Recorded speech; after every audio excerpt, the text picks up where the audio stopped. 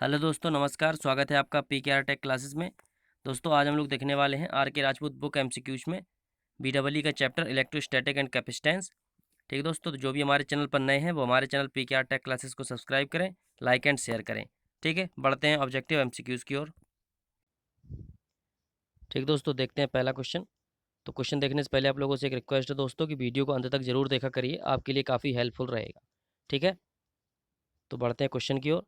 क्या कह रहा था? The force between two charges is 120 Newton if the distance between the charges is double the force will be. तो क्या कह रहा है कि अगर दो चार्जों के बीच में जो बल लग रहा है वो 120 न्यूटन है, अगर उनके बीच की जो डिस्टेंस है उसको डबल कर दें तो फोर्स क्या होगा। तो चूंकि दोस्तों हम लोग जानते हैं कि दो चार्ज के बीच में लगने वाला बल का जो फॉर्मूला होता है वो F बराबर होता है 1/4 पाई epsilon not epsilon R Q1 Q2/d²। ठीक है, जो बल होता है वो डिस्टेंस के इन्वर्सली प्रोपोर्शनल में होता है स्क्वायर की। तो F1 या D1 मान लिया। अब क्या कह रहा है कि जो D2 है वो डबल है, दुगनी हो गई, तो मतलब 2D1 हो गया।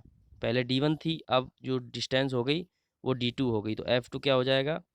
1/4 पाई epsilon not epsilon R Q1 Q2/d2²। D2 को करेंगे तो क्या हो जाएगा? 4D1²। ठीक है, तो अब F2 बराबर जब हम लोग निकालेंगे तो 1/4 पाई epsilon not epsilon R Q1 Q2/d1²। इसका मान कितना दिया है दोस्तों? 120 न्यूटन। तो ये हो जाएगा 120/4। तो इसको हम लोग जब निकालेंगे तो यह आ जाएगा 30 न्यूटन। जो बल होगा वो हो जाएगा 30 न्यूटन। ठीक है, देखते हैं अगला क्वेश्चन क्या कह रहा है। The mass of an electron is equal to. एक इलेक्ट्रॉन का मास किसके बराबर होता है? तो जो इलेक्ट्रॉन का मास होता है वो दोस्तों 9.11 इंटू 10⁻⁻31 के बराबर होता है। ठीक है, ठीक है दोस्तों, अगला क्वेश्चन क्या कह रहा है? एज पर कूलाम्स ला के अनुसार क्या होता है? तो दोस्तों हम लोग जानते हैं होता है F बराबर Q1 Q2/4 pi epsilon not epsilon R D²। ठीक है, ठीक, देखते हैं अगला question. The electric field intensity at a point situated 4 metre from a point charge is 200 newton per coulomb. It is distance is reduced to 2 metre, the field intensity will be. तो एक point पर 4 metre की दूरी पर field intensity जो है दोस्तों वो है 200 न्यूटन पर कूलम। अगर उसकी डिस्टेंस को 2 मीटर रिड्यूस कर दिया जाए, मतलब आधा कर दिया जाए, तो उसकी फील्ड इंटेंसिटी क्या होगी? तो दोस्तों जो फील्ड इंटेंसिटी होती है उसका हम लोग फार्मूला जानते हैं। चूँकि ई बराबर क्या होता है? ये होता है दोस्तों 1/4 पाई एप्सिलॉन नॉट Q/d²। किसी भी चार्ज पर एक पॉइंट पर उसकी जो फील्ड इंटेंसिटी होती है वो ये होती है। तो जो इंटेंसिटी है वो डिस्टेंस के इन्वर्सली D² के बराबर होती है। तो यहाँ से हम लोग E1/E2 जब लगा देंगे तो जो D2 है वो D1 का आधा है, रिड्यूस कर दिया आधा, तो D1/2। तो यहाँ से जो इन्वर्सली प्रोपोर्शनल होता है तो क्या हो जाएगा? D2²/D1²। ठीक है, तो ये हम लोगों को क्या आएगा? E1/E2 बराबर D2² का मतलब क्या है? D1/2। तो D1/4/D1²। तो D1² से D1² जब कैंसिल हो जाएगा, ठीक है, और ये आ जाएगा 4 नीचे, तो क्या हो जाएगा दोस्तों? E1/E2 equal to 1/4। तो E1 का मान कितना है? 200 न्यूटन पर कूलाम। तो E2 बराबर कितना हो जाएगा? 800 न्यूटन पर कूलाम। ठीक है, जब उसकी हम लोग डिस्टेंस को रिड्यूस कर देंगे 2 मीटर, तो फील्ड इंटेंसिटी होगी वो हो जाएगी 800 न्यूटन पर कूलाम। अगला क्वेश्चन दोस्तों, electric intensity E at any point in an electric field is equal to. किसी भी पॉइंट पर इलेक्ट्रिक इंटेंसिटी होती है वो इलेक्ट्रिक फील्ड किसके बराबर होती है? तो वो होती है पोटेंशियल ग्रेडियंट के। ठीक है, अगला question, the line of force due to charge particles are. जो लाइंस ऑफ फोर्स होती हैं चार्ज पार्टिकल के अक्रॉस वो क्या होती हैं? वो दोस्तों ऑलवेज कर्व्ड होती हैं। ठीक है, किसी भी चार्ज पार्टिकल में जो लाइंस ऑफ फोर्स होती हैं वो ऑलवेज कर्व्ड होती हैं। ठीक है,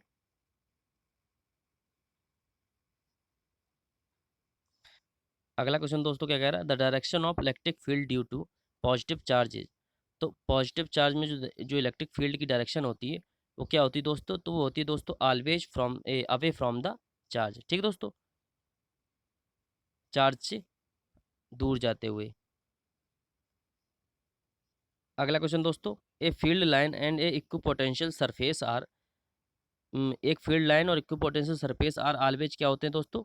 तो ये होते हैं ऑलवेज एट 90 डिग्री। कोई भी अगर एक फील्ड लाइन या सरफेस है, तो जो फील्ड लाइन होगी उससे वो ऑलवेज 90 डिग्री पर होती है। ठीक है दोस्तों। अगला क्वेश्चन दोस्तों क्या कह रहा है?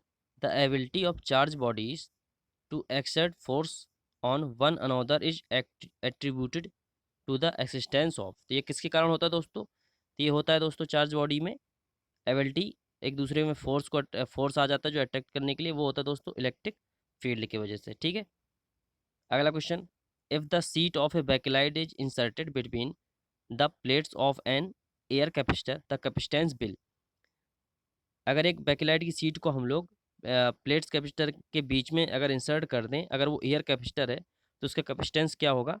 तो चूंकि दोस्तों हम लोग जानते हैं जो सी बराबर होता है, कैपेसिटेंस बराबर सी बराबर होता है क्या? A epsilon not epsilon R by D. ठीक है। तो यहाँ पर जो परमिटिविटी होती है, अगर एयर कैपेसिटर है तो जो रिलेटिव परमिटिविटी होती है दोस्तों, तो वो हो जाती है 1।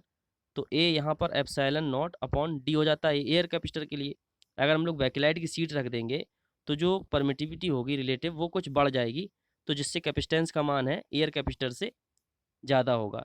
जो कैपेसिटेंस है उसका मान क्या हो जाएगा दोस्तों? इंक्रीज। अगला क्वेश्चन, एक capacitor stores 0.24 coulombs at 10 volts its capacitance is.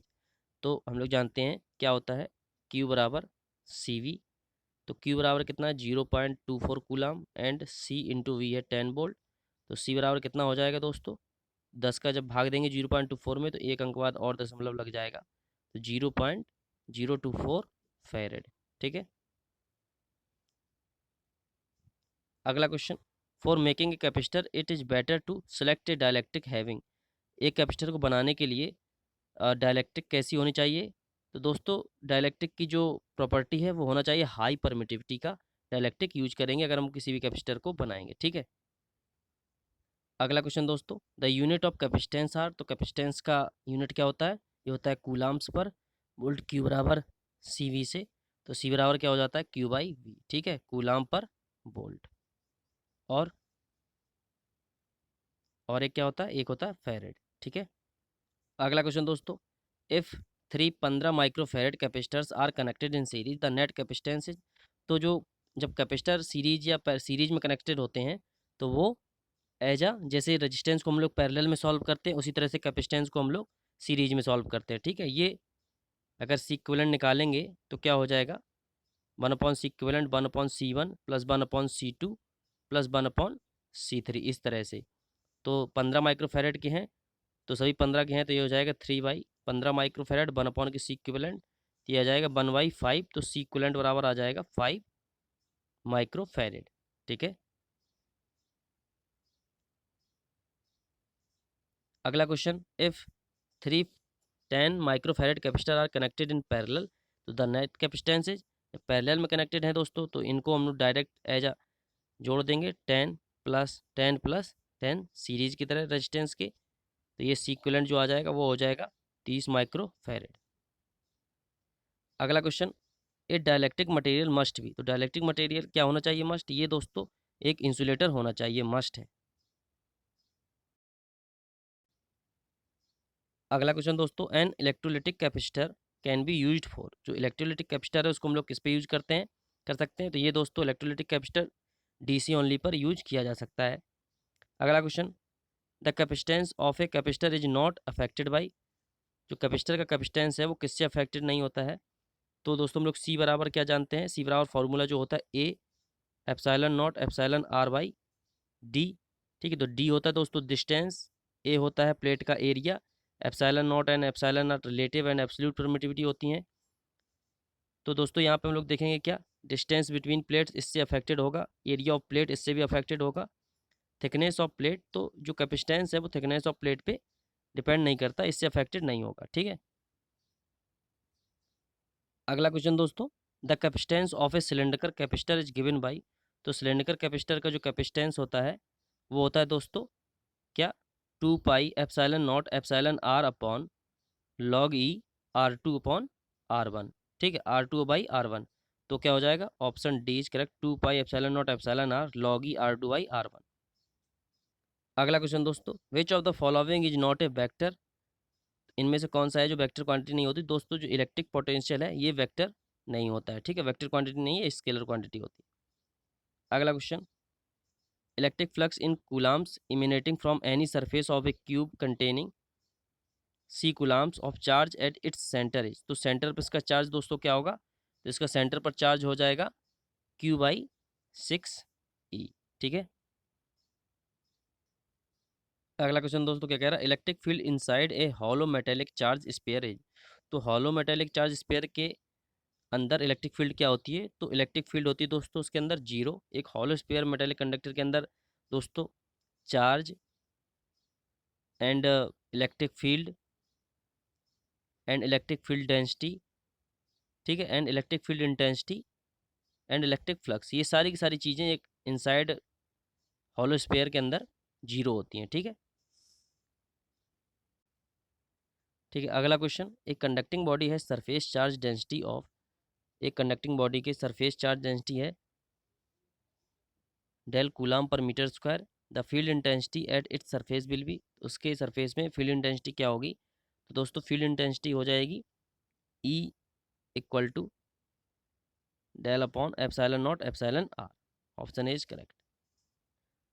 अगला क्वेश्चन दोस्तों क्या कह रहा है, if AC voltage is applied to capacitive circuit the alternating current can flow in the circuit because, क्योंकि वो varying voltage produce the charging and discharging current, ठीक है। जब अगर हम लोग उसको AC वोल्टेज से कैपेसिटिव सर्किट को जोड़ेंगे तो उसमें जो अल्टरनेटिंग करंट फ्लो होगी वो इस उस सर्किट में इसलिए होगी क्योंकि जो वेरिंग वोल्टेज है वो प्रोड्यूस करेगा चार्जिंग एंड डिस्चार्जिंग करंट को।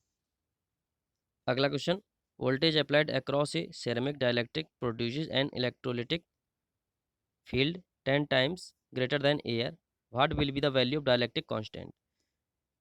Field 100 time greater than air से, तो उसका जो डाइलेक्ट्रिक कांस्टेंट है वो भी दोस्तों कितना हो जाएगा, वो हो जाएगा 100। अगला question, which of the following statement is correct, इनमें से कौन सा स्टेटमेंट है जो सत्य है। तो दोस्तों हम लोग देखेंगे option B, electrolytic capacitor must be connected in the correct polarity. जो इलेक्ट्रिसिटी कैपेसिटर है उसको हम लोग करेक्ट पोलरिटी में कनेक्ट करेंगे, ये मस्ट होता है क्योंकि इसको हम लोग DC पर केवल यूज कर सकते हैं, ठीक है।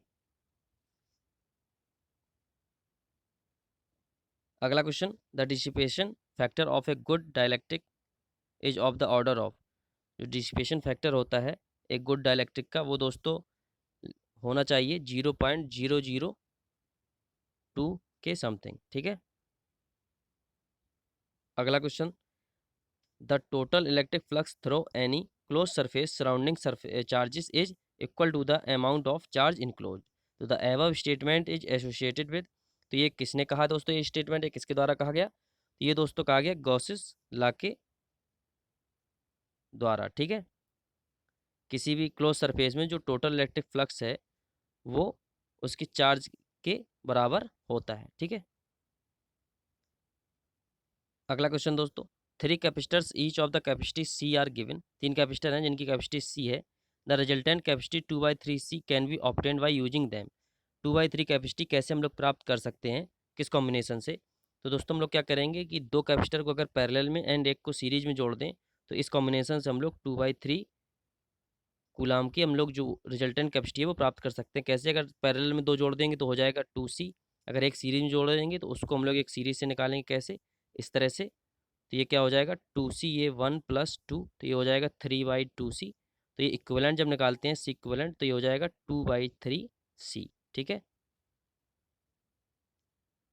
अगला question, for which of the following parameters variation the capacitance of the capacitor remain unaffected. इनमें से कौन सा पैरामीटर के वेरिएशन से दोस्तों कैपेसिटेंस का मान है वो अनफेक्टेड रहता है कैपेसिटर में।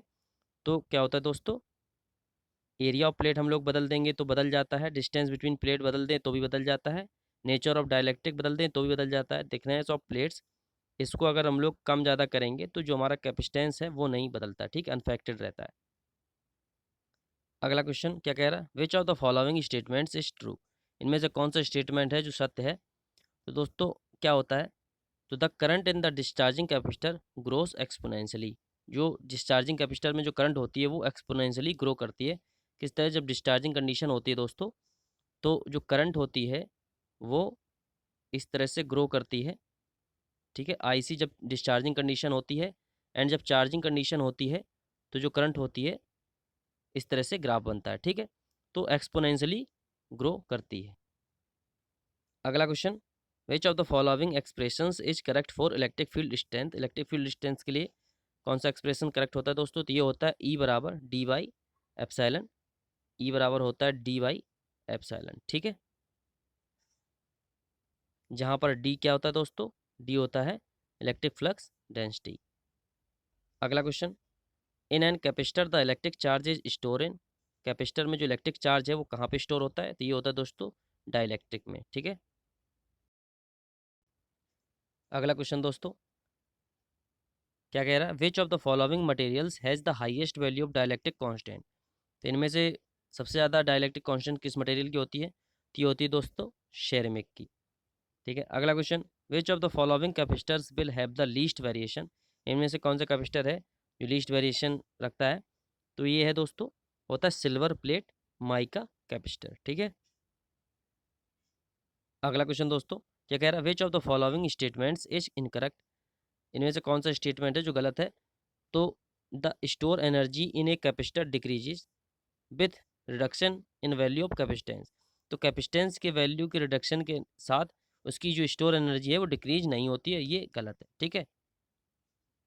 अगला question, which of the following capacitors has relative shorter self life? इनमें से कौन से कैपेसिटर की जो रिलेटिव शॉर्टर लाइफ होती है? तो ये होता है दोस्तों इलेक्ट्रोलाइटिक कैपेसिटर, ठीक है।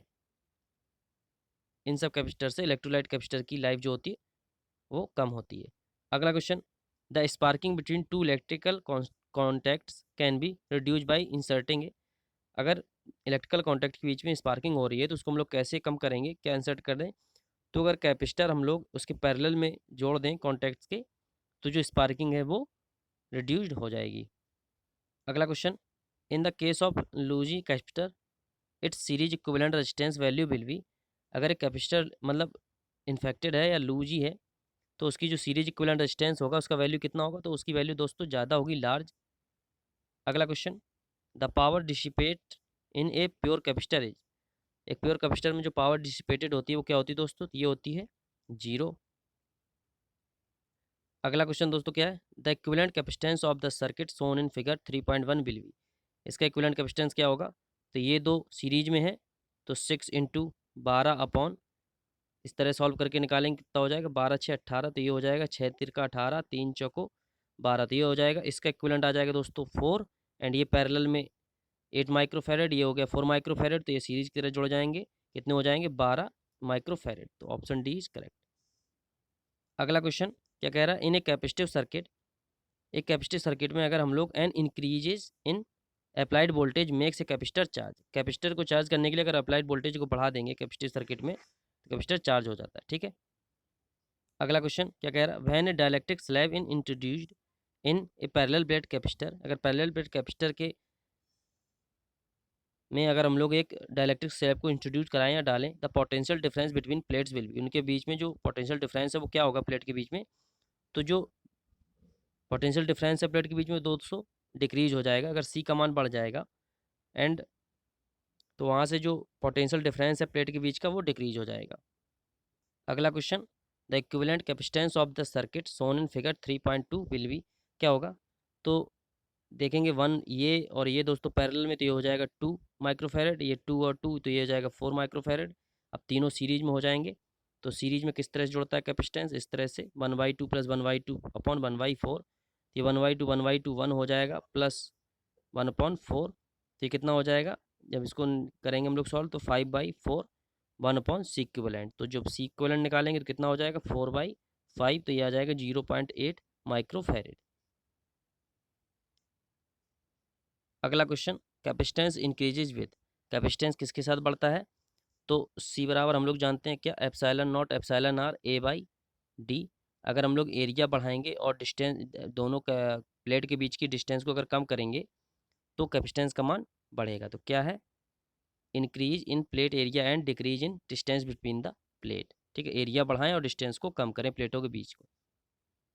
अगला क्वेश्चन, एक कैपेसिटर कंसिस्ट ऑफ, एक कैपेसिटर किससे बनता है? तो ये होता है two conductor separated by an insulator.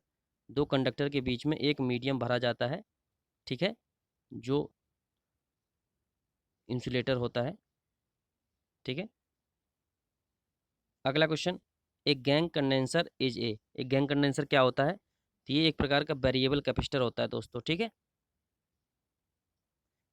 ठीक दोस्तों, तो ये था हमारा इलेक्ट्रोस्टैटिक्स एंड कैपेसिटेंस का पार्ट 1। ठीक दोस्तों, जिसे भी हमारा वीडियो पसंद आता है तो वो हमारे चैनल पीकेआर टेक क्लासेस को सब्सक्राइब करें, लाइक एंड शेयर करें। ठीक दोस्तों, धन्यवाद।